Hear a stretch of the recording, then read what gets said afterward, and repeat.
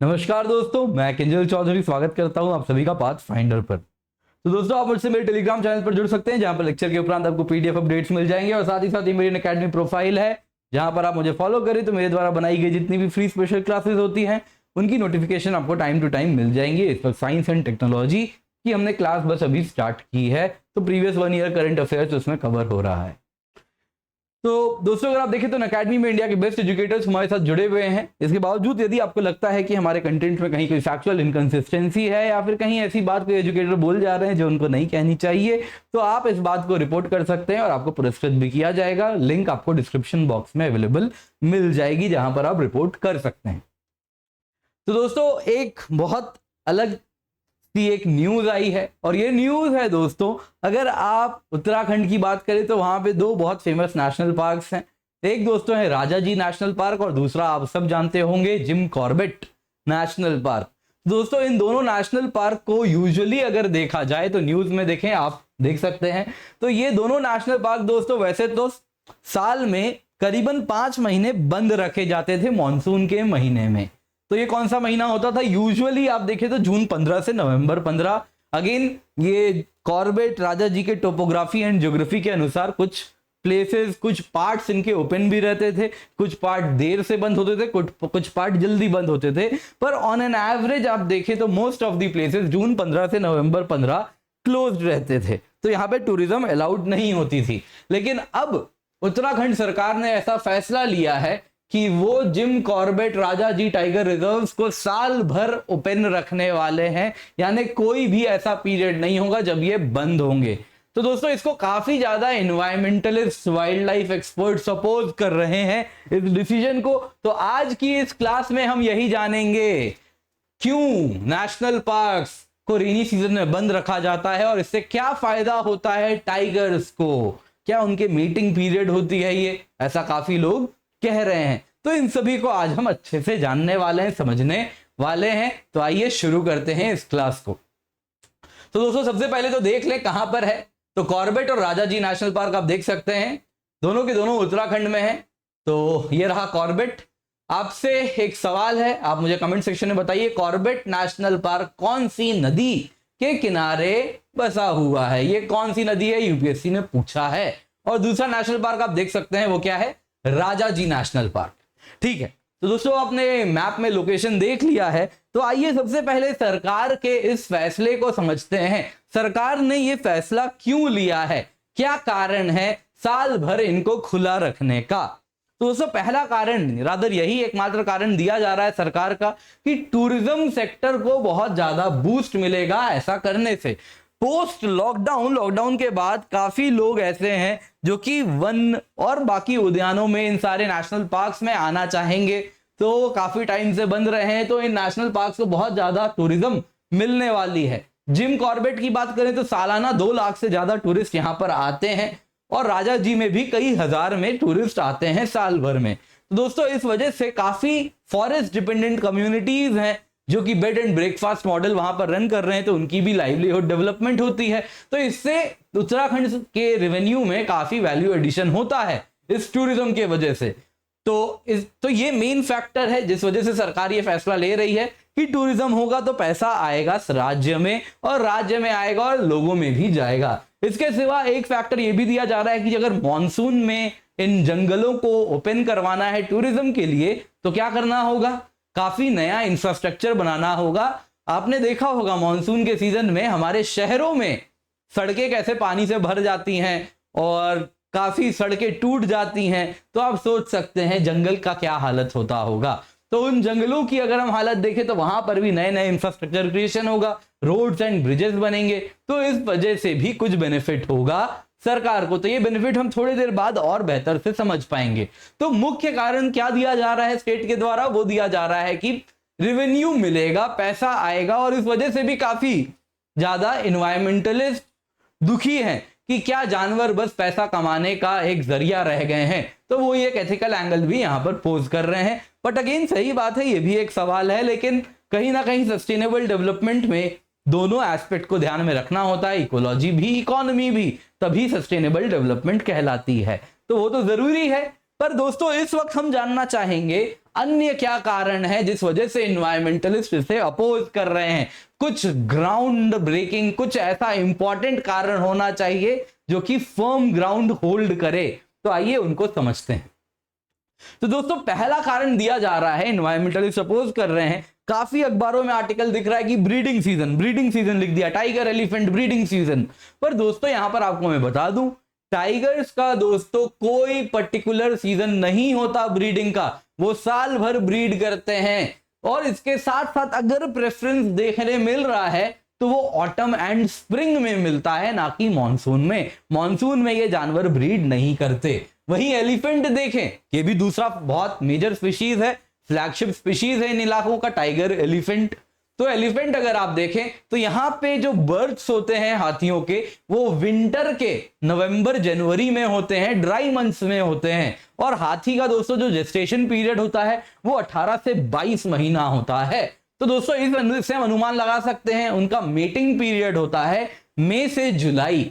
और जो mail elephant होते हैं उनमें मस्त फिनोमिना, जब टेस्टोस्टेरोन लेवल्स बिल्कुल हाई होते हैं हाथी में, तो वो सबसे ज्यादा उस वक्त मीटिंग कर रहे होते हैं। तो वो मस्त फिनोमिना अगर आप देखें तो वो फरवरी टू जुलाई होती है और मई में पीक हिट करती है। तो अगेन मीटिंग सीजन हाथियों का भी मॉनसून नहीं है। लेकिन दोस्तों जंगल में अन्य कई प्रजातियां रहते हैं जिनसे जंगल बनता है। जैसे छोटे से भी जानवर होते हैं, कीड़े भी होते हैं, स्नेक्स भी हैं, फ्रॉग्स भी हैं, लिजर्ड्स भी हैं। तो दोस्तों ये सारे जानवर भी यहां पर रहते हैं, जो कि बहुत इंपॉर्टेंट है इस जंगल की इकोलॉजी के लिए, यहाँ के फूड चेन के लिए।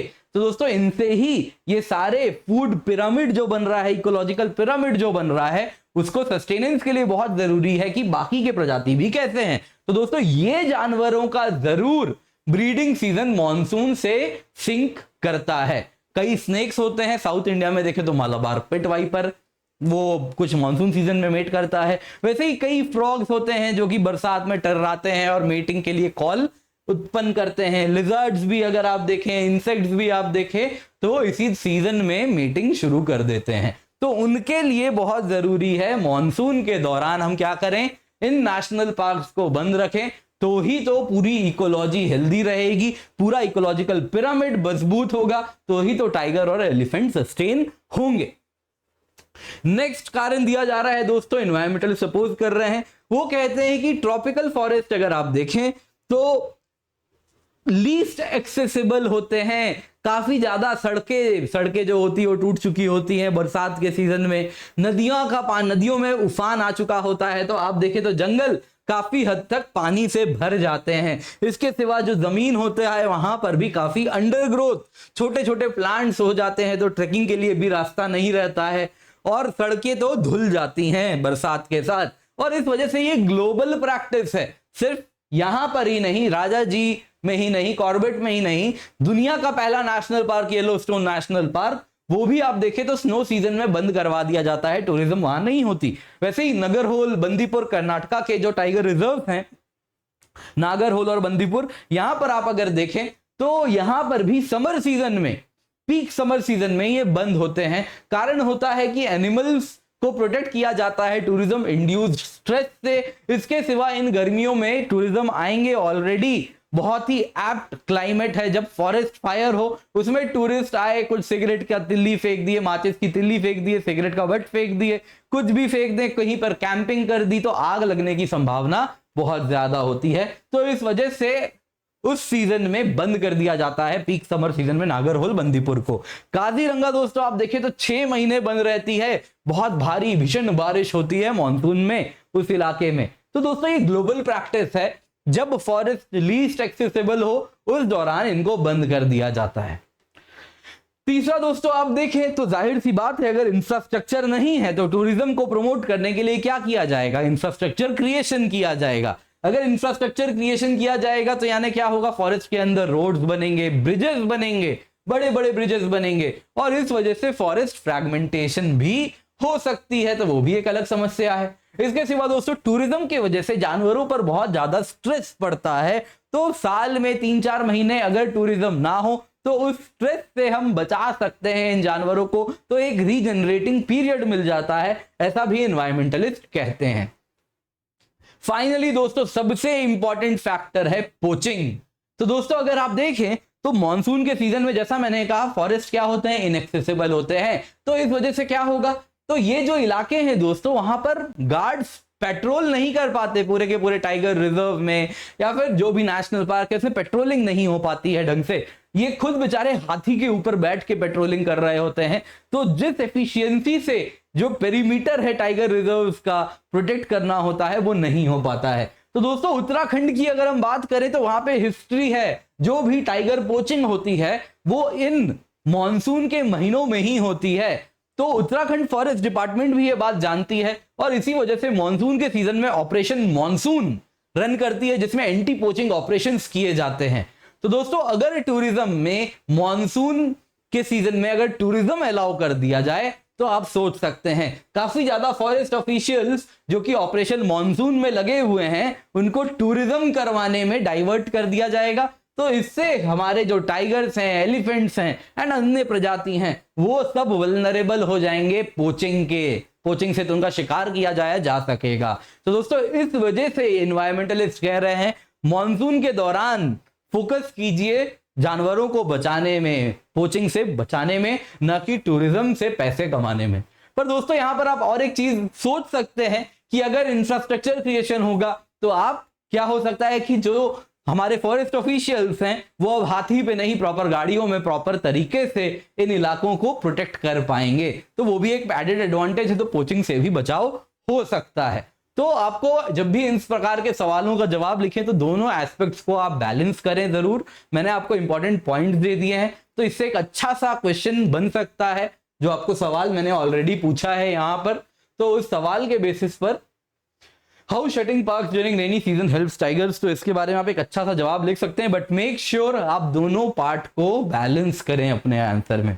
तो इसके साथ आज की क्लास यहीं पर करते हैं समाप्त। आई होप आपको पसंद आई हो, तो लाइक करें, शेयर करें। इसके सिवा जब भी अनअकैडमी पर आए तो यूज द कोड KC10, क्योंकि इससे आपको सिर्फ 10% ऑफ नहीं मिलेगा, बेस्ट मेंटरशिप मिलेगी, डायरेक्ट हैंड होल्डिंग मिलेगी, बेस्ट नोट्स मैं देने वाला हूं और साथ साथ आपको जो मेरी गाइडेंस है वो सारे सब्जेक्ट्स ऑफ GS, ऐसे ज्योग्राफी ऑप्शनल में मिलेगी। दोस्तों अगर आप प्लस सब्सक्रिप्शन लेते हैं तो भी आपको मैं ये गाइडेंस देने वाला हूं। All you have to do is after using this code KC10 at least 1 साल का सब्सक्रिप्शन आपका प्लस का होना चाहिए। After that you have to just contact me, तो उसके बाद मैं आपकी हैंड होल्डिंग करने वाला हूं।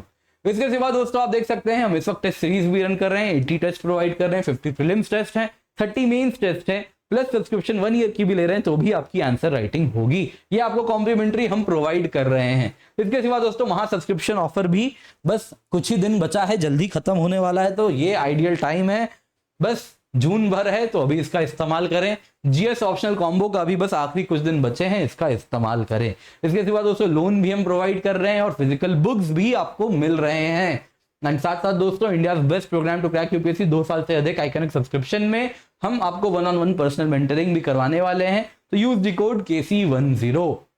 दोस्तों वैसे ही अगर आप KC10 कोड यूज करके 2 साल की प्लस सब्सक्रिप्शन लेते हैं तो उसकी कॉस्ट 64,800 रुपए। 2 साल की आइकॉनिक सब्सक्रिप्शन की कॉस्ट है after using the code KC10 1,04,175 रुपए। वहीं दोस्तों अगर आप ऑप्शनल सब्सक्रिप्शन लेते हैं तो 1 साल की कॉस्ट है 24,750 रुपए after using the code KC10। 30 जून से नए बैचेस भी स्टार्ट हो चुके हैं एंड साथ साथ दोस्तों फ्री टेस्ट सीरीज भी हम रन कर रहे हैं। और दोस्तों आपको बता दूं अनअकैडमी कॉम्बैट स्कॉलरशिप टेस्ट अगर आप देखें तो इसमें भी आप एनरोल कर सकते हैं using the code KC10। Thank you so much for joining, have a great day.